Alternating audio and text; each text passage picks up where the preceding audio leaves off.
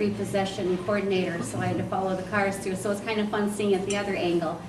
And then I decided after my year was up that I wanted to come back and move up to this area and raise my children and come back in the community. So I've been back in this area for about 13 years.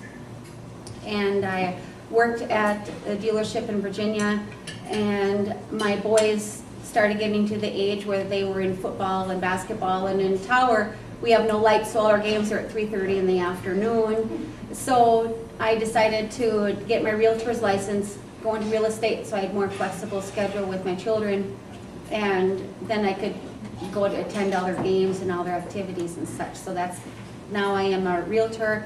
I've been in real estate for a little over 6 years now.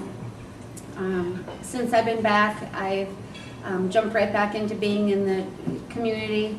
I've served a couple terms on the United Way Board. I've been a supervisor on the supervisory committee for the Embarrassed Vermilion Credit Union.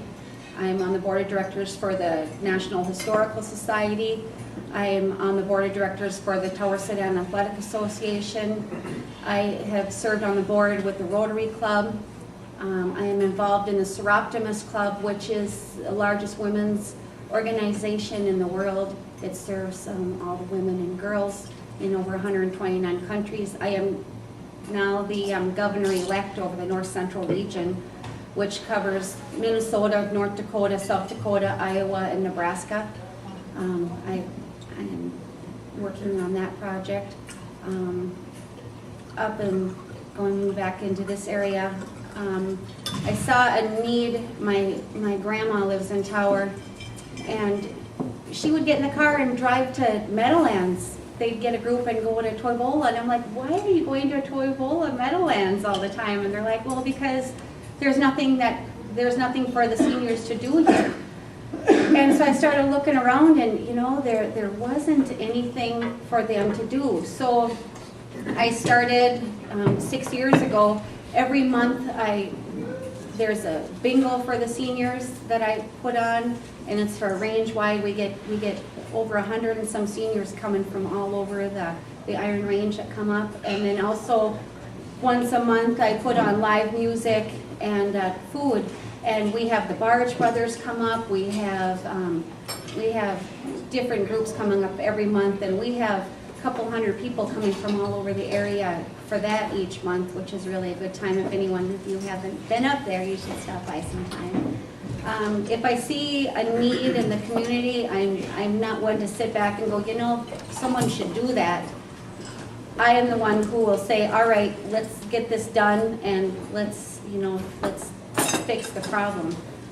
If I just can't see sitting back and talking about something. I feel like you should work together and fix the problem if it's needed.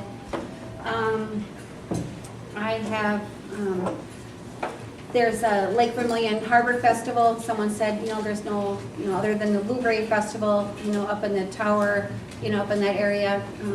I started that, and that's really grown. Then someone said, you know, Christina, there's no ice fishing contest up in this area. So there 4 years now we've had a big ice fishing contest up there. We put on the stuff for the children. We help from all ages up.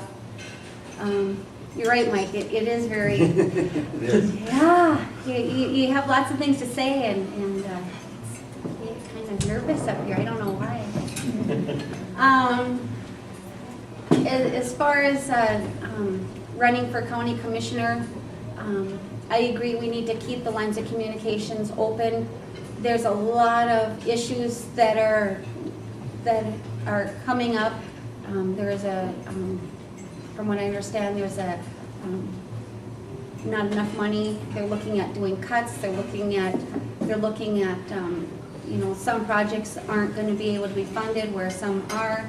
I think that we need to have a strong voice to have more of the things focused on northern St. Louis County instead of everything happening in the Duluth area, you know, or surrounding Duluth. We are just as important as they are. my father-in-law has Alzheimer's, and throughout the last couple of years, I see more and more cuts happening within the county. I have a lot of friends and relatives that work for the county in the mines and all over up here, and it's just sad seeing that there's the communication is down, programs are being cut. It just seems like there's something more that can be done instead of just keep cutting the programs. I think that there's always a way to make things happen without just saying, oh, there's not enough money.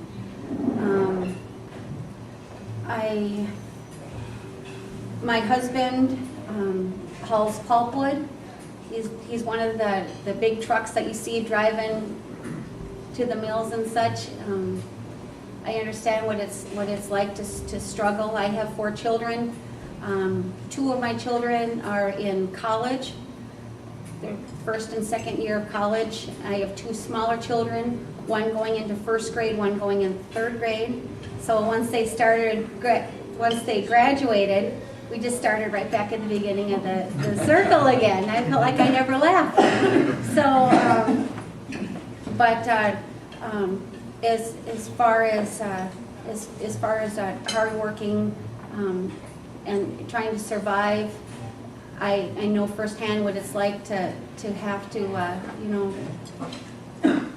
end it already? How? I guess what I can say is I'm here to listen and to voice concerns. I work with all aspects of the communities.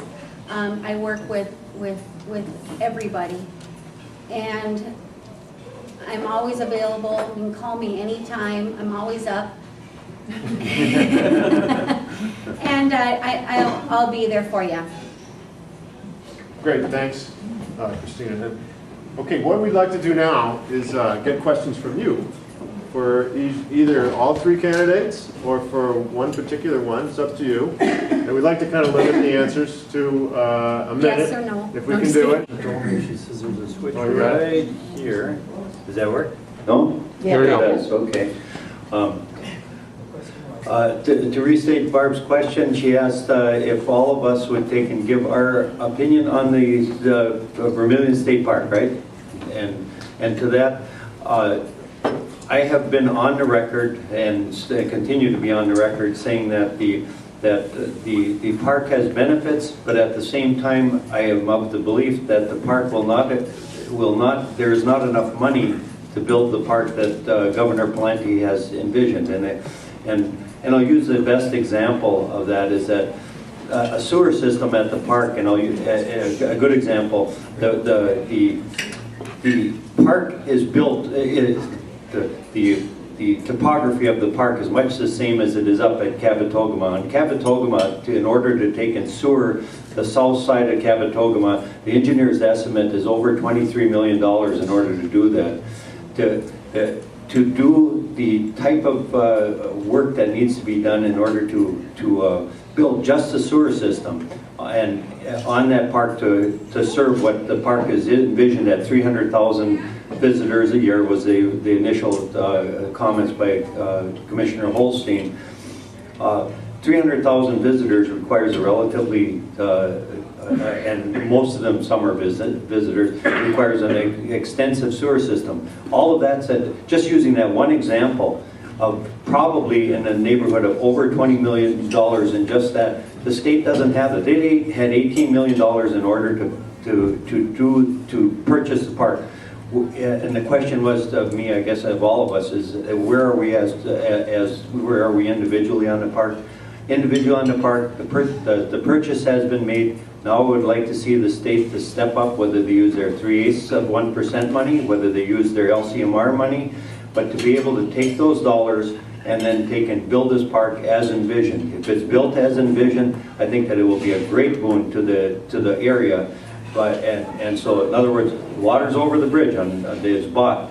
Now, from this point on, the state has to follow through on the commitment, but it's going to be a big commitment. My estimate, and I said it a few years ago, is going to be $100 million from the point of